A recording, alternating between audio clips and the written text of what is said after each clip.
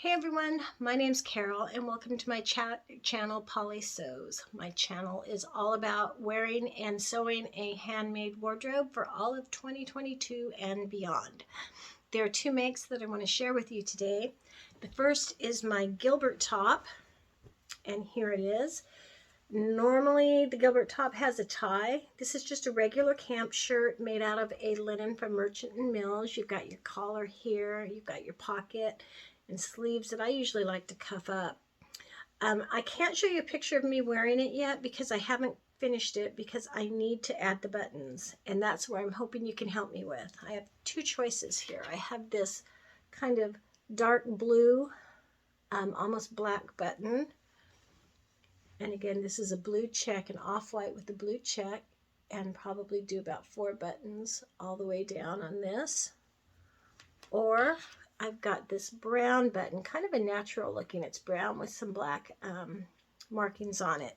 They're a little bit bigger, so I'd probably just do 3 buttons. 1, 2, 3. So let me know what you think. Blue.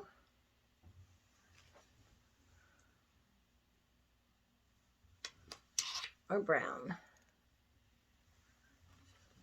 Just leave something in the comments and I will go with the majority rules. Okay. Also, I'd like to thank my new subscribers. I got about 3 last weekend and I'm up to a whopping 7 subscribers. So thank you. I really do appreciate you taking the time to subscribe and watch my channel. I'm not really trying to be an influencer or work the algorithm. I'm just trying to document my sewing journey, but it's sort of nice to know that people are watching and might be interested in what I'm doing.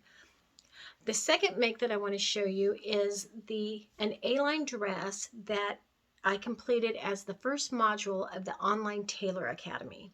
Okay, I'm really trying to up my sewing skills, and so I enrolled in this Tailor Academy. It's a Viennese Tailor Academy taught by Stefan, who is a tailor in Europe. And I'm hoping to learn skills that are now outside my comfort level and that I haven't, that I don't know. So the first module is this Aline dress, which we made. I don't know if you can see it or not. And I'll pop a picture of me wearing it in up here someplace. And so this is made from a viscose linen from Lady McElroy, and then the lining is just a China silk that I had in my stash. And let me go ahead and share my thoughts on the Tailor Academy and this module. I have some notes, so I'll be looking at them. This is my opinion on some of the instructions that we get with the Big Four and sometimes the indie patterns. Now, the Big Four have been around for a long time. I mean, I remember my mom going with my mom to the fabric shop, and she would be looking through the Butterick and the Simplicities and McCall's and all that. So I get that they have to appeal to the masses.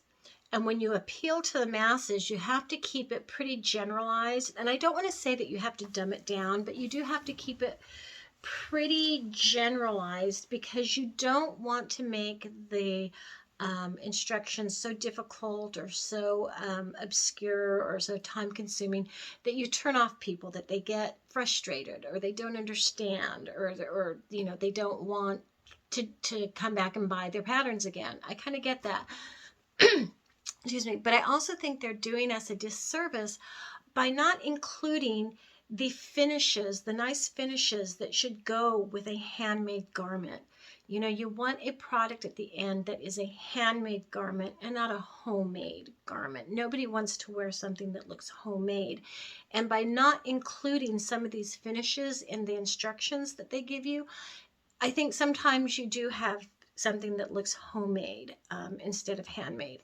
And so that's what kind of drew me to this course. And I'm hoping to elevate my skills and learn some techniques that will make my garments look just a little bit more polished and professional.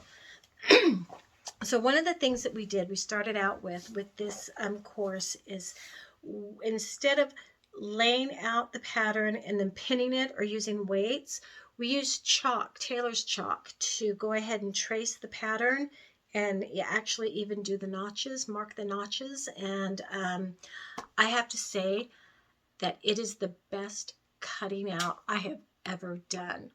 I don't think I'm going back to pins or paperweights or even a rotary cutter ever again. With a rotary cutter, I always end up slicing off a little bit, even though I try and be as accurate as possible. And you might think, oh, but it's just a little bit. But if you do that time and time again, I mean, honestly, this is my third Gilbert. So just think if I'm slicing off a little bit, and then I have material for another one, for a fourth. So if you're slicing off a little bit every time you make a pattern, eventually you're going to compromise the integrity of that pattern, and it might affect your fit. So gone is the rotary cutter, except for, in certain circumstances you might want to use that. That would be, you obviously want to use it when the situation calls for it. As far as pinning and using weights on the pattern, I just don't get as an accurate a cut as I got when I traced it off with chalk, removed the pattern, and then had that line. I mean, man, my edges were smooth. My curves were smooth. Best cutting job I ever did, tracing with Tailor's chalk instead of the pattern. Another technique or finishing technique that we used is, rather than stay stitching, we used woven stay tape. Now, I know almost every pattern that you buy says to stay stitch and it's an important step. You never want to not do your stay stitching, but you always stay stitch the neckline and the armholes to prevent stretching out. But we use stay tape, and I did show you and tell you about the So Easy stay tape that I'd found. Actually, Whitney from Tomcat Stitchery had told me about the So Easy, and so I've ordered both. This is my knit, but I also have woven stay tape. So that's another finishing touch that we did. Rather than stay stitching, we did the stay tape. Another thing that we did that was a little different is, you always want to finish your seams. They always, even in the instructions that you get from the Big Four and Indies, they say to finish your seams. And they always tell you to do it after you sew the pieces together. Well, what Stefan had me do is that you would cut out the pattern piece, and before stitching it or sewing it together to its corresponding pattern piece, you would finish the seam first. And so you would go ahead and finish the seam, then you'd sew the two pieces together, and then you could open the seam and press it out.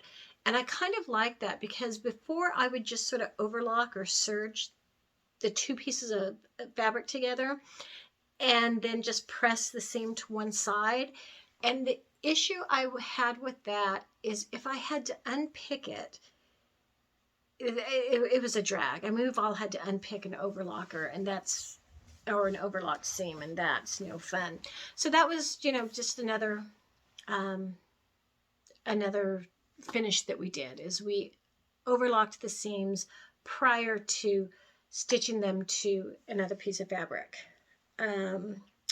He also showed us a way of tacking down the shoulder seam, which I thought was impressive. He said that he has several techniques that he could use, but on this simple dress he went ahead and showed us one where you would turn in the corner, and it's hard for me to explain, but it was like, yeah, why didn't I think of that, on my own? Why didn't I do that before?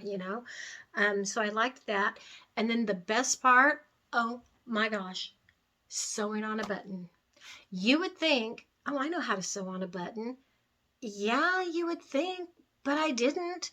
I mean, it's like you come up one hole and then you go down the other, but what do you do with the needle? Because then you have to kind of lift it up the other side up to get that needle out.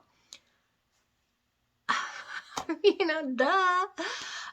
I'm like so thrilled that I now know how to sew on a button correctly, and I can't believe that I have never been able to sew on a button correctly. And I can't wait for you guys to tell me which button to use so I can sew them on my Gilbert top. So remember, please Give me a comment. Do you like the brown, big brown button or the littler blue button? Because whatever comes up with, I am looking forward to sewing on a button correctly. So, yeah, that was exciting.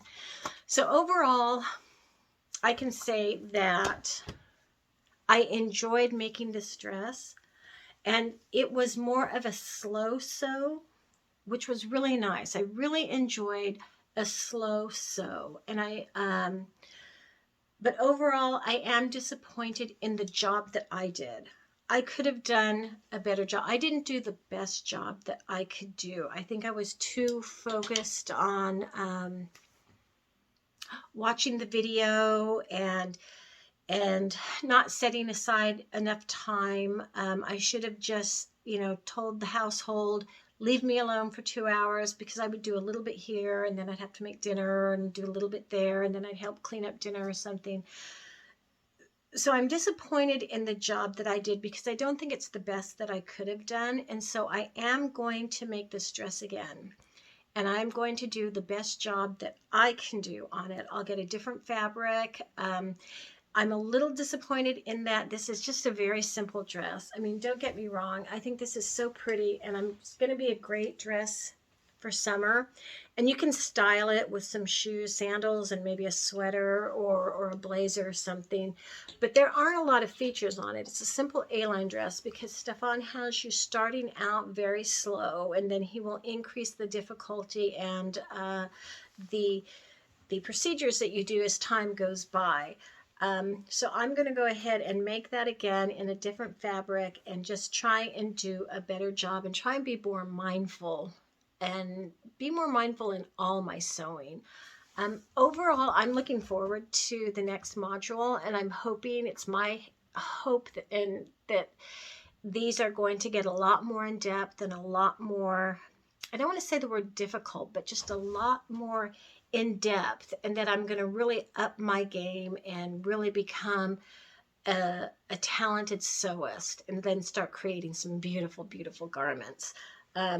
So yeah, that's what I have for you today. I hope that you're healthy and happy wherever you are and whatever you're doing. And I will see you on Friday for our regular Friday Sews video. Bye.